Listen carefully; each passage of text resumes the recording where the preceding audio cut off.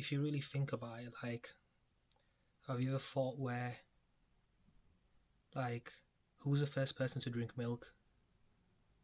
Like, who actually discovered milk? I mean, did someone just wake up one day and look at a cow and go,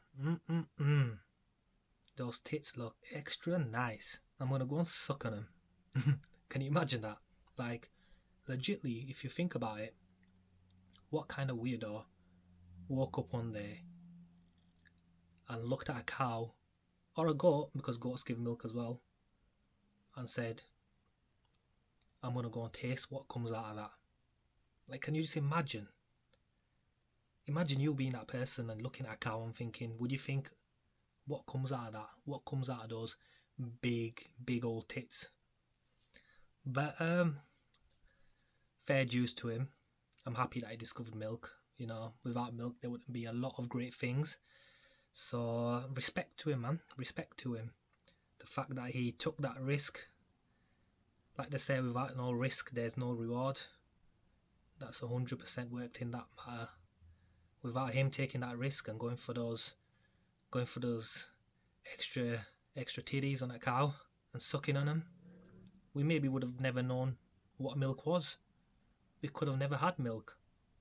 Like, I wonder if you can find out who the first person was to discover milk. Would Google give you the answer? I mean, just type it in Google, who was the first guy to suck on a cow's tit? But sometimes you have those weird thoughts. You know, I'll be thinking about stuff like that. Like, who was the first person to do that? Who was the first person to eat an egg? I know there's always this back and forth with who came first, the chicken or the egg. And a lot of people discuss it. Some people say, yeah, the egg came first. And then some people are like, but how can the egg come first if there's no chicken? You know, it's an ongoing debate, but who actually decided to eat an egg? Like, imagine you see a chicken just chilling and plop, an egg comes out of its ass. And someone thought, that's round and brown, I wonder what that tastes like. And they probably never fried it or cooked it. They probably just broke it up and ate the raw contents of it. And then from then on, everyone started eating eggs. Like, I wonder who that was as well. Who was the first person to eat an egg?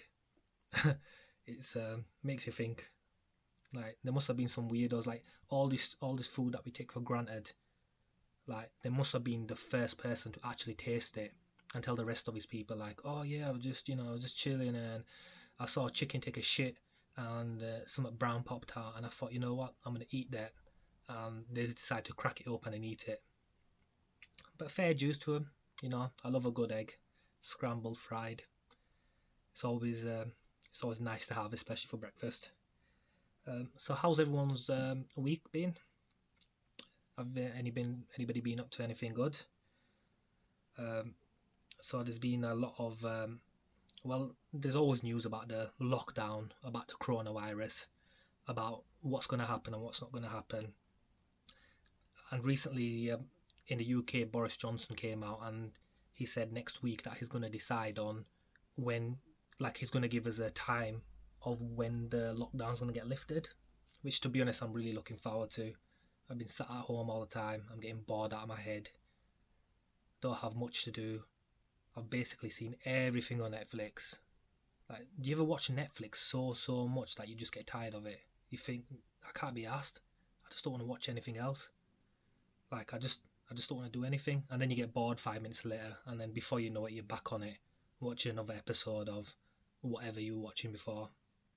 But yeah, so like they were saying that there's going to be lockdown plans next week, so they're going to slowly start lifting us out of lockdown, which gives us something really to look forward to. It's going to be an ease of a lockdown. What that means basically is that they're going to get us out of lockdown slowly. So I'm assuming that it's going to be like a plan over a few months, where they're going to be like, all right, this week what we're going to do is we're going to open up all restaurants, and then the second week we'll let people go back to work, and then the third week so on, so, you know, we'll open this and that. But I think by the end of it, even even when we get to the end of that plan, I don't think everything will be open. Like, I think cinemas will be still shut down, because what they say is that they can't lift the lockdown entirely unless there's a cure for it, unless there's a vaccine developed for it. So we're just gonna have to wait for that, which people say could be out by the end of this year or early next year.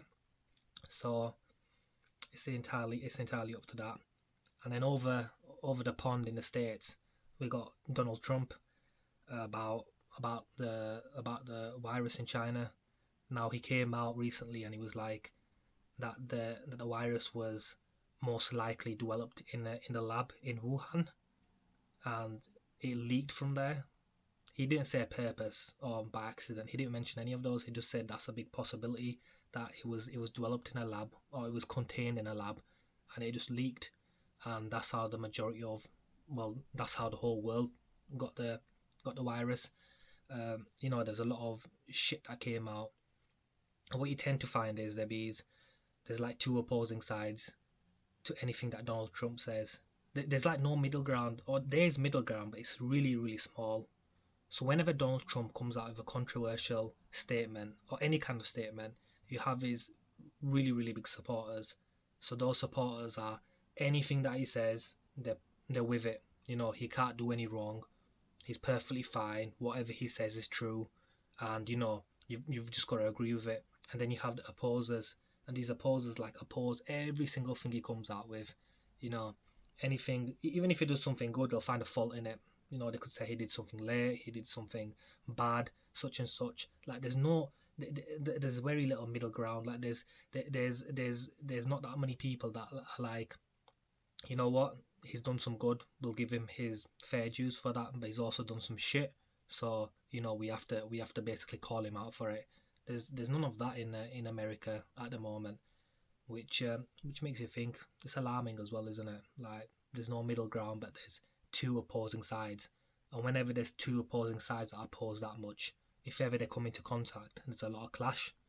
And by clash, you could see, like, there's armed protesters in America now. They had guns. Like, these protesters, I believe in Michigan, they went to the town hall, and they were like we want the lockdown to end, we want our freedom. They were fully loaded with guns, everything, body armor, in big trucks, and they're there just screaming at people saying, oh, we want an end to the lockdown, we've had enough, why do you keep having this, why do you keep extending the lockdown? Which is fucked up, to be honest, because in America, as everyone knows, guns are legal, so everyone has an access to a gun, and all it takes is one crazy guy to just fire a shot, and that could be like a big accident waiting to happen. So, and I don't know why they're so against it. Like, if anything, the lockdown rules are there to help them. Everyone understands the frustration of being in lockdown. You can't go out as much, you can't do the activities that you normally would do. But it's not just one country, it's the whole world. So, like, and America is the number one country right now where the corona has basically taken over. They've got the most amount of infected, they've got the most amount of deaths as well, and it's really really bad down there. So if anything, they need to stop with that shit and get on board with it. Like, getting a gun and going to a state building ain't gonna make them lift their lockdowns any quicker. It's just gonna cause some shit to stir, people to chat shit, and then someone's gonna end up getting hurt, and then it's gonna cause more incidents. At a time like this, what they need is unity. Then everyone needs to be together rather than apart. So that's my thoughts on that. And another thing happening in all this corona, like, I know the news has been 24/7 talking about corona, but there was a really interesting report that came out. It was about Kim Jong, the North Korea's ruler. About him being dead. Apparently there was a holiday in North Korea where it's one of the most popular holidays they ever have in the whole year, and he never turned up for it. And then because of that, there was numerous reports that came out that was basically saying that he had a heart attack, and because he had a heart attack, he went to surgery, and the surgery went really wrong, and he died, and they don't want to tell the rest of the country, because, as you know, over there, their like information is really limited. Basically, anything that the rest of the world knows is limited because they don't let anything get out. They don't tell the world the truth. It's a bit like China, to be honest, in regards to information. Like, they hide a lot of the information. They don't tell the rest of the world. And so whatever happens in there always happens in secrecy.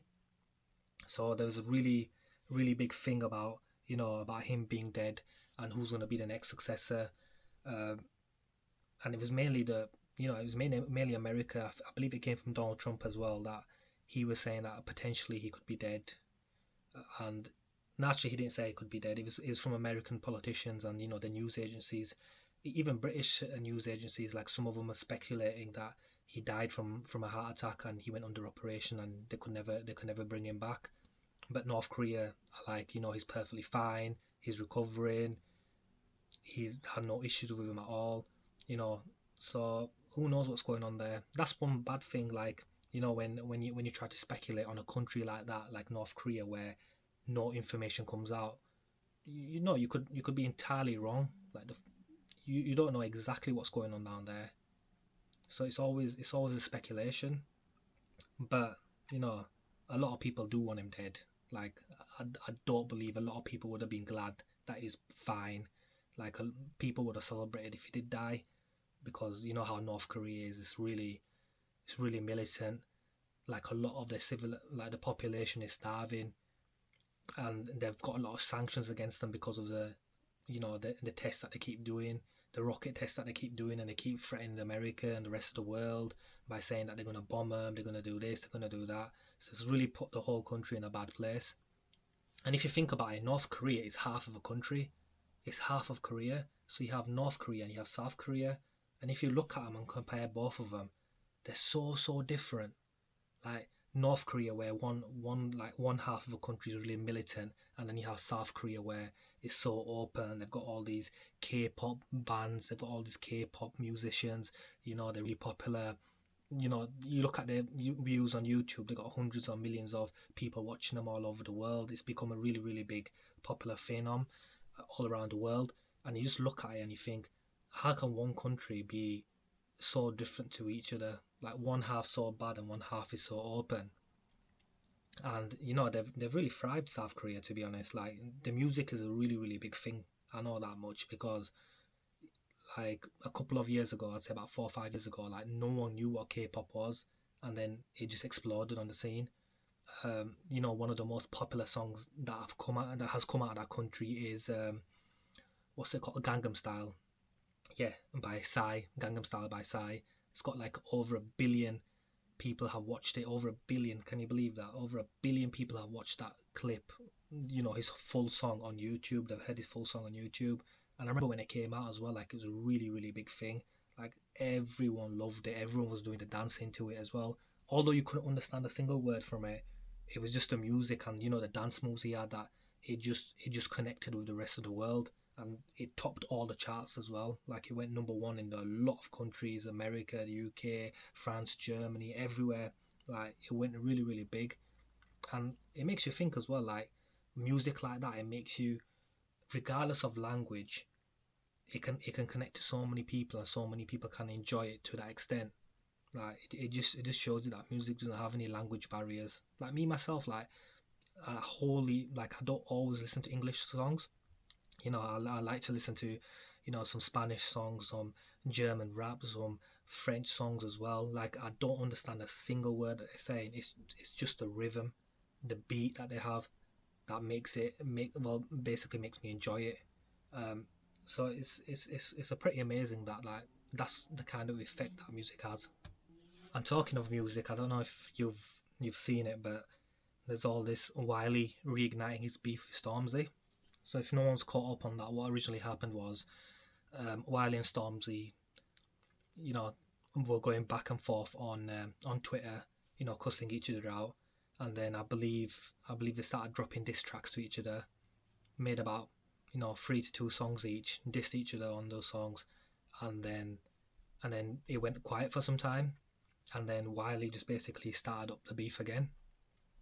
He's been on Twitter and Instagram calling out Stormzy, saying he wants him to respond, he wants to, it's not over, such and such. Stormzy hasn't come back with anything yet, but his he's really going after him. Like a really funny thing was that I saw on Twitter today as well was it Twitter? I believe it was Instagram actually. Sorry, where he basically commented on a picture of Stormzy's ex Maya, and was like, she looks really good. Basically saying she looks really good, which would piss Stormzy off because we all know that Stormzy and Maya had like a breakup, and Stormzy still has feelings for her. But fair play to Wiley because Maya Jama is fit. I do agree with him on there. But he's really a lot of people. What a lot of people do is they write Wiley off. They just call him a crazy old man. He's just clout chasing. He doesn't know what he's doing. He's been taking cocaine. He's smoking crack. He's just chatting a lot of bullshit online on the socials. But if you think about it, like if you really think about it, is he really just chatting shit? Like, I mean, some of the things that he does say on Twitter and Instagram sometimes make no sense at all, but they get a lot of attention. And his last time he went back and forth with Stormzy, like he gained a lot of followers on Twitter and Instagram, like a lot of followers. And then when he released his diss tracks to Stormzy, they all got like over 1 million hits easily in like a couple of days. They all got 1 million hits. Even when people, like some people say that he lost that beef because Stormzy came back with better diss tracks. However, in the long run, he gained something from it. He gained more fans, he gained more followers, more people knew who he was. Like, all the Stormzy fans knew who he was as well. Now, Stormzy's got millions on millions of fans all over the world. If 1,000, 2,000, even a couple of hundred people listened to Wiley because of that beef and thought, you know what, I like this guy, I'm going to buy some of his songs, or, I'm going to stream his music.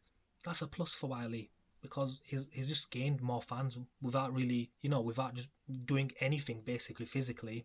All he's done is just go online and, call Stormzy out, go back and forth with him, and then make diss tracks. So I think he's playing a really smart move, to be honest. Like, I believe it's all calculated. Like, he's not that dumb. He's been in the game for a long, long time. Like, he's been in the game for years, and he knows how to get attention. He knows how to get those views. He knows how to get followers on Instagram and Twitter. So he's definitely planned this out. He wants to go for Stormzy. He wants to create this whole hoo-ha. We're going back and forth. It's on. We're going to do this. We're going to do that. They might make a few more diss tracks if Stormzy does respond, or even if he doesn't respond. Wiley could just go out on his own, make some diss tracks, and then people would start talking about him again. And that's basically elevated him a little bit more in terms of people knowing who he is. Like, the more pop people knowing who he is, because like underground and grind people, like, I think nearly everyone knows who he is, because he, you could say whatever you want to say about him, but he has played a big role as one of the founders in grime. Like, you can't deny that. Like, people love to chat shit about him now, but he really big that genre. He really did bring that genre together, and escalate it to a certain point as much as he could at that time.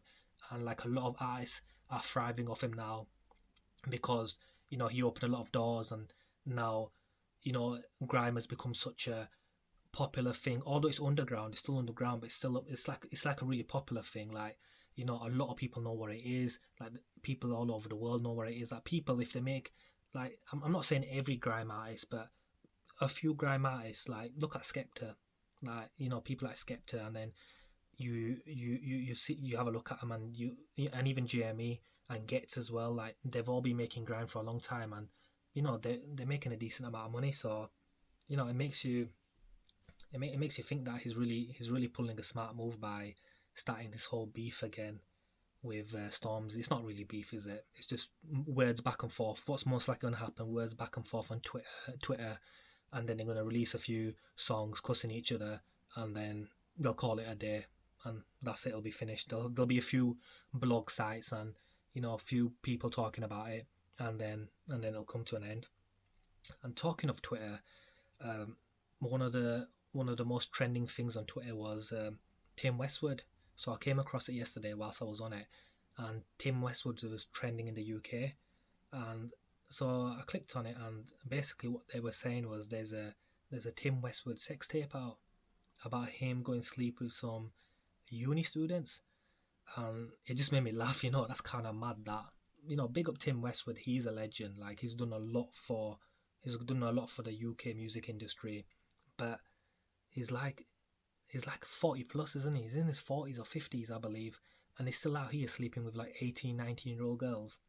Um, but one thing that kills me off is like the reactions on Twitter. Like a lot of people were just basically cussing Tim Westwood for his age, going in on him for his age, and even speaking about girls, like saying if you basically let Tim Westwood, hit that, it was basically really, really, it was a no go. Like they shouldn't have really done that.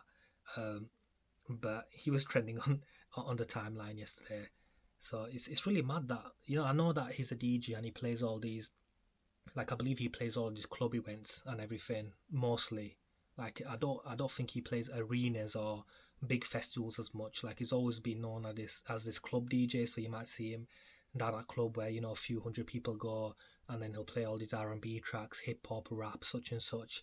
But most of the time it's like the younger generation that go down to see him. Like he'll do it when it's freshers or when it's term time for uni, and then so a lot of people that go to watch him are like 18 plus, like 18, 19, 20, like they're just in uni, and you know they've gone to see what he's playing. They've gone to one of the clubs and he's been there DJing, and the fact that he still goes for those types of girls like makes you think, like why? Like he's got to have money. He's been in the game for so long that he's got to have a decent amount of money stacked up. And to be honest, a lot of people know him by his name. He's been in the radio for many years. Like ideally he could get someone.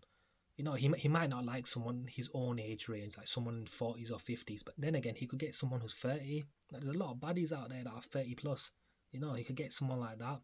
But the fact that there's potentially a sex tape of Tim Westwood out there just makes me laugh so much. Like imagine if it actually came out and it got leaked. Like, can you imagine that? Just Tim Westwood like blowing some girl's back out. That'd be the maddest shit ever. But I can't believe I was popping yesterday. I can't believe it. But we'll see what happens as well. Like we'll see what happens. Like Twitter is like a really, really, it's a good place to like to find funny memes and see what other people are talking about. But a lot of people get exposed on Twitter. Like a lot of people get exposed. Like what they'll do is they'll, like, it could be any person, but most likely it's a celebrity or someone famous, and they'll dig up that person's old tweets, like going back like 5-6 years, like when that person was like 12 or 13 or 14 or 15, and back when you're that age, you do say stupid shit, and you might have gone on Twitter and said some stupid shit about certain things what you shouldn't really be saying. And so what they'll do is you'll get certain people that dig up those tweets and then expose them, and then they'll be like, oh, such and such said this back in 2012, we need to cancel her and we need to stop them doing this and all that, which I don't agree with, to be honest. Like at the end of the day, someone said, people do grow, people mature, people move on. Like especially when like what you thought, what was going on in the world, and the thoughts you had when you were like 14 or 15 are not the same thoughts that you have when you're 25 or 26. Like there's a big maturity gap between those two. Like people have different thoughts. Like people, like I said, people just say dumb shit when they're younger. Because of social media with Twitter and Instagram, it's become much more easier to talk about that, like expose it.